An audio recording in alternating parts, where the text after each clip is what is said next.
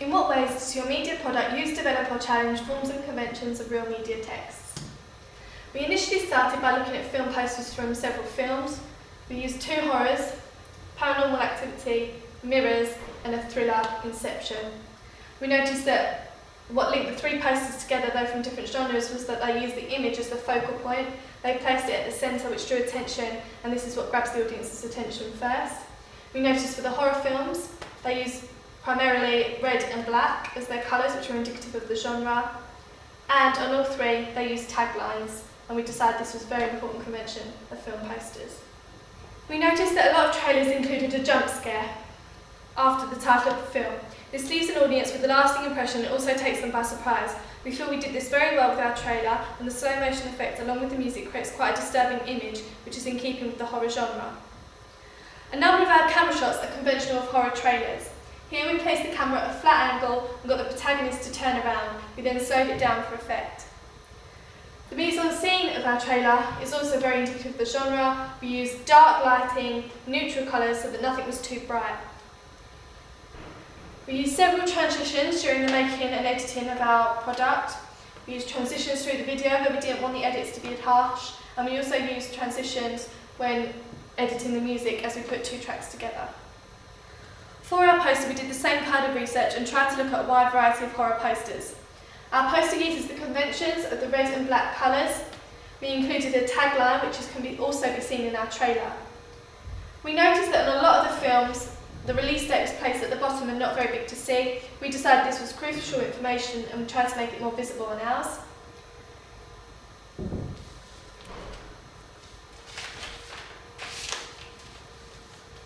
One missed call. This poster is very similar to ours. It uses the image as the focal point, it uses the red and black colours. We have the title and the tagline in different positions to ours, however both still effective and in similar colours. Hatchet is also very similar. They use red and black colours and a black background, and we also included the editorial at the bottom. In contrast, we used Indiana Jones from a different genre. The colours are very different, they're bright, there's a lot more characters, as obviously in horror films, convention is antagonist versus protagonist, whereas this is a collection of films, there are a lot more characters. We wanted to make our magazine front cover look as professional as possible. We analysed professional text such as Empire so we could base our layout on real text. We noticed that a lot of magazine front covers offered free products, and so we offered a free poster from our featured film. We then decided that the title of the magazine would be Focus.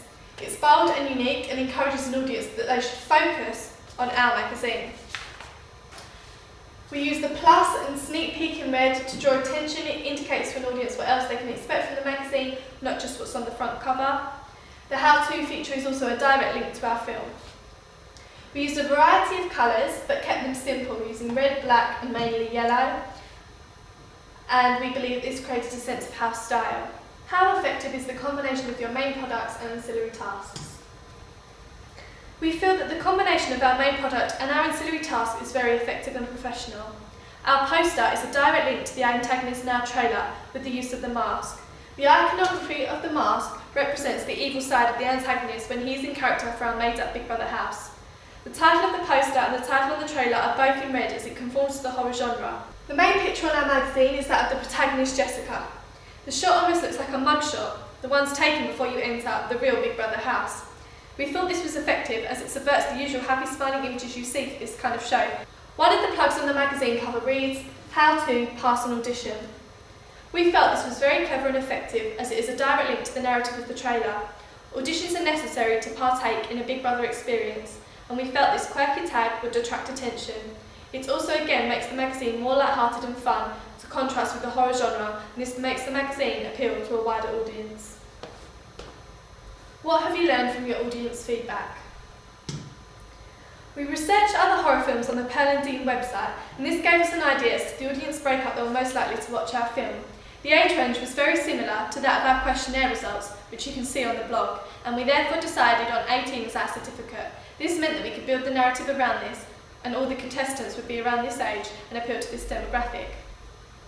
Initially, before creating our trailer, we created a questionnaire in order to find out what kind of horror films people went to watch, how old they were, and where they were likely to see them. Most people were again between the ages of 15 and 30, and this gave us the basis for our target demographic. We then discovered that the majority liked psychological trailers and isolated areas. When questioned further, most argued that isolated areas were better as it builds tension and the outcome is unpredictable. From watching our audience feedback, we found that they liked the pacing of our trailer. The slow shots added an eerie effect which the audience liked. We used conventions of the horror genre, but nothing too predictable, and this kept the audience interested. They liked the narrative of the trailer and the idea for the film as a whole. The magazine looked professional, realistic, and looked good alongside real media text, and the poster was eye-catching. How did you use new media technologies in the construction and research, planning and evaluation stages? The majority of our finished product involved the use of new media technologies. The construction of our trailer was done mainly through Final Cut Pro. Final Cut Pro meant that we had to get the images from the camera onto the Final Cut Pro software and then edit. Many problems arose during this, like drop frames, but we managed to find ways around it and eventually got all the footage onto the software. We used transitions to fade in and out of certain shots where we didn't want the edits to be as harsh. It allowed the shots to flow more smoothly. We slowed down some of the shots to create an eerie effect. At one point, the character looks directly at the camera and back away, completely unaware. We slowed it down as we thought it was a very effective shot and outlined the voyeuristic narrative of the film. We sped up a number of shots towards the end of the trailer, as this is a convention of trailers. It allows the momentum of the trailer to build to a climax, which in our case and conventionally is the title of the film. Motion allowed us to create effective taglines. Though at first it proved very hard, once we got the hang of it, the transitions proved very easy and it was easier to upload onto Final Cut Pro. Photoshop was used for both the poster and the magazine front cover. This was a particularly daunting task, as none of us had ever used the software before. However, with consistent use and help from our peers, we managed to create successful professional images. For our magazine, we edited several images, which you can see in our research and planning. We edited them by darkening the colours and hiring up the contrast. This made the colours darker and more harsh, and we felt this made the image a lot scarier. For the poster, we edited one definite image. The mask is symbolic in the narrative of the film, and we therefore felt it was important that it was represented in the ancillary tasks. It's the iconography of the evil side of the antagonist. We made the outlines of the images slightly more blurred to make it look less like a mask. This kept the poster ambiguous and intriguing for an audience. We used GarageBand to create the music for our trailer, due to the copyright on other sources such as YouTube. At first we found this very difficult, as it took a lot of searching and editing to get the music suitable for our trailer. However, I think the end product worked very well with the trailer and the pacing of the edits.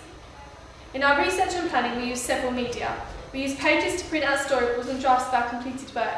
We then took pictures of the storyboards using a standard digital camera and uploaded them onto Blogger. In our evaluation, we used the same techniques as we used for the trailer. We used Keynote to make the presentation and got images from the internet and still images from our own work. We then uploaded the images onto YouTube and linked them to the blog.